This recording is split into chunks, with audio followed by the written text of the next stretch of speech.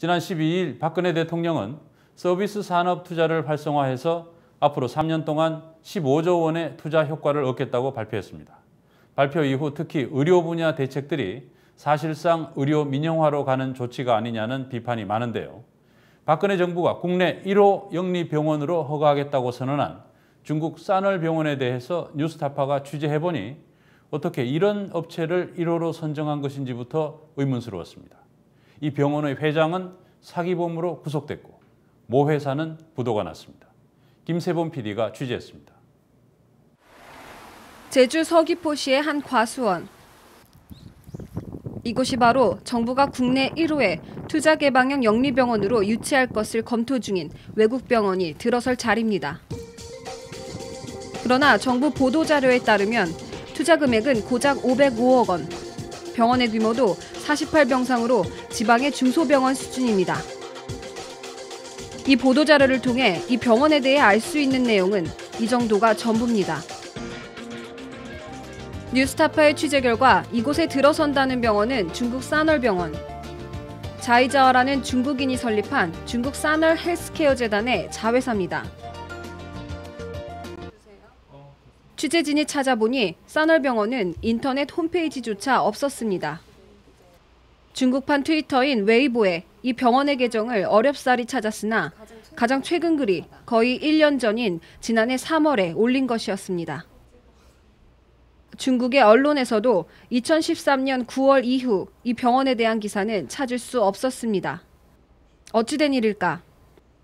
뉴스타파는 중국 언론 보도를 통해 이 병원의 모회사인 사널 헬스케어 재단의 설립자이자 회장인 자이자와가 지난해 7월 경제사범으로 구속됐다는 사실을 확인할 수 있었습니다. 이 기사에 따르면 그는 이미 재판에 넘겨진 상태입니다. 존재하지도 않는 회사의 주식이나 광산을 담보로 중국 은행을 속여 사기 대출을 받은 혐의였습니다. 이 사람이 만든 회사는 지금 페이퍼 컴퍼니고 현재 채무만 있고 또 주식은 없다고 나와 있습니다. 결국 이 사기 대출이 문제가 돼 이 사널병원의 최대 주주 회사인 사널바이오와 광성의 광업투자가 지난해 부도가 나서 문을 닫았습니다. 회장은 구속되어 있는 상태고 거기에 있던 사람들이 지금 회장하고 소송을 하거나 이런 상태인 걸로 밝혀졌거든요.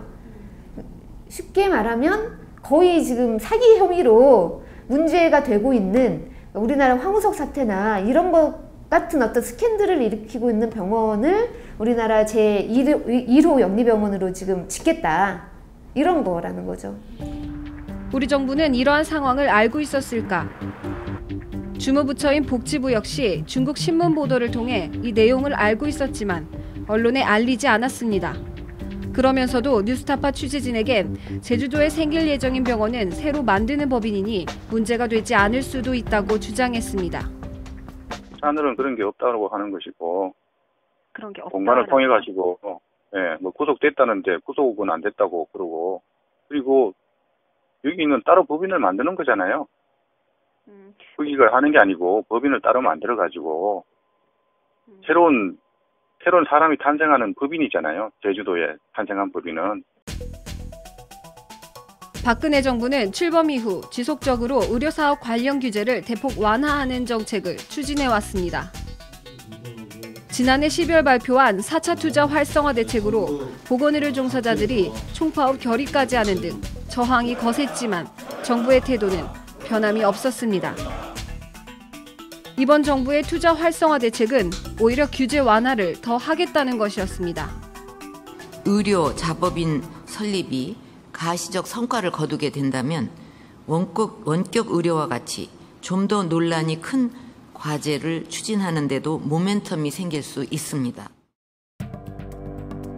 이에 따라 의료법인의 자법인을 허용해 병원이 영리회사를 세울 수 있도록 했고 호텔형 의료 숙박시설인 메디테를 병원 안에서 운영하게 해줬으며 건강기능식품도 개발할 수 있게 됐습니다. 병원은 또 직접 기술지주 회사를 세워 그 수익을 병원이나 학교재단 밖으로 빼돌릴 수도 있게 됐습니다. 대형 병원들이 더 많은 돈벌이를 하고 그 수익은 철저히 자신들 몫으로 챙길 수 있게 해준 것입니다. 대형 의료법인들은 정부의 정책을 환영하면서도 재벌들이 더 이익이 될 것이라며 조심스러워했습니다. 저희들은 일단 뭐 대환영이고요. 그거 아주 환영하는 입장이고. 의료기기업체라든지 의약업체라든지 뭐 이쪽에서도 많이 환영할 만한 내용이라고도 보세요? 그쪽이 제일 피해자라고 볼 수 있죠. 그러나 중소병원 입장에서는 이번 규제 완화로 풀린 각종 투자 사업이 그림의 떡일 뿐이라고 말합니다. 능력만 되면 하고 싶죠. 그럼 누구든지 원할 겁니다. 네, 만약 할 수만 있다면. 그렇게 능력이 될 수 있는 게 별로 없고요. 생각만큼. 결국은 큰 병원들만 가능해요. 큰 병원들. 중소병원이나 개인 의원들한테는 이 투자 활성화는 별로 도움이 안 됩니다. 도움이 될 수가 없습니다. 그 사업을 할 수가 없거든요. 지금 아까 말씀하신 뭐 메디텍, 무슨 부대사. 오히려 중소병원은 덩치가 커지는 대형병원에 환자를 뺏길까 걱정입니다. 환자에게도 혜택보다는 의료비 부담만 증가될 것으로 예상됩니다.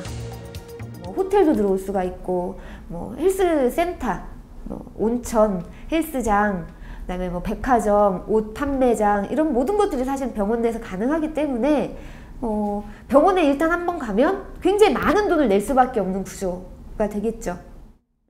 특히 이번 대책엔 기본적 의료비도 감당키 힘든 서민들에 대한 고려는 전혀 없습니다. 공사장에서 일하던 김봉수 씨는 추락사고로 수술만 4차례를 받았고 그 후유증으로 벌써 1년 반째 병원 신세를 지고 있습니다. 국민건강보험으로 처리되지 않는 비급여 의료비 항목이 많아지면서 의료비 부담은 훨씬 커져 살아갈 길이 막막합니다. 부담이 크죠. 그치. 내가 봤을 때 그래. 그 비급여 같은 그런 것만 없으면은 안 큰데 그런 게 커요. 가있어도 커요. 아파서 물론 대학병원에 가 있어도 윤선민들은 뭐 파는 방송에 앉았는 거나 꼭 마찬가지지. 좀 있는 사람들은 마음껏 앉았지만 없는 사람들은. 김 씨 부부의 소원은 지금의 의료비 부담을 조금이라도 더는 것입니다.